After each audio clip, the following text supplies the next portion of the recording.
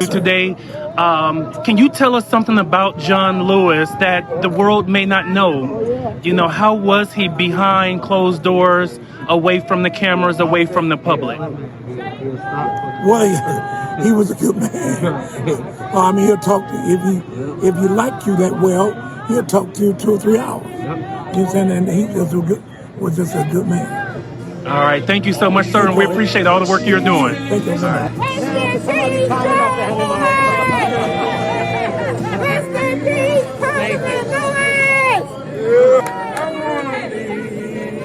Good job.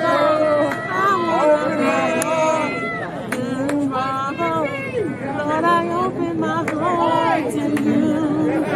I wanna be good trouble. I wanna be good trouble. I wanna be good trouble.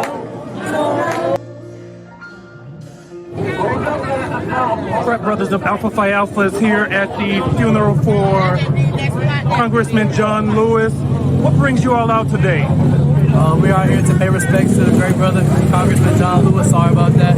We just really want to show respect for a great civil rights leader. It's an amazing opportunity to be here, and it's our civic duty. We want to show support to the community and the great brother. And how do you think his legacy should be remembered across the world? He'll be remembered as a great man. Stands up there with Brother Dr. Martin Luther King Jr., Malcolm X, Thurgood Marshall, and all the other great civil rights leaders. Amazing man, not just in the United States, but across the world for civil peace. The moment that you had with Congressman Lewis, any memorable moment? What is the most memorable? The last time I was here, I was with Congressman Lewis. We sat together in Ebenezer during Martin Luther King Day, and he started crying because he missed his friend. And so I had an opportunity to just give him a hug. So if you can imagine having an opportunity to console a legend who is in real pain, and there's a photo of it, it's a moment that I'll remember for the rest of my life. It's what I've been thinking about over and over. Do you think the Edmund Pettus Bridge should be named after him? I think that's no question. I can't even believe we're still talking about that. But given the life that we would commemorate and quite frankly celebrate, it takes some of the edge off of it, you know.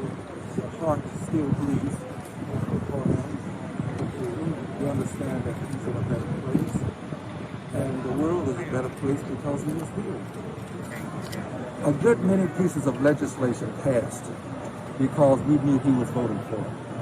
People would literally say on some of the great issues of our time, where is John Lewis? Because he provided a certain amount of comfort for members who may have had some issues with a piece of legislation. And he passed a lot of legislation by simply being in Congress and voting. But I also remember the fact that he would tell us about the good trouble. And he got us into some good trouble, sitting on the floor of the House with him. We were incarcerated together. We protest over at the Sudanese embassy, the atrocities that were taking place in Sudan, and for immigration reform. So he was a good troublemaker, and he didn't mind bringing his friends with him. So I'll remember him for those things. You recall your last interaction, last conversation with him? Well, the last time it was just pleasantries when he came back for a vote. It was just pleasantries, nothing out of the ordinary, to be very honest. It was always out of the ordinary to be in his company, but there was nothing that we talked about that was out of the ordinary. He really worked until the end. He obviously had his country on his mind. You might recall he went down to the Black Lives Matter Boulevard in Washington, D.C.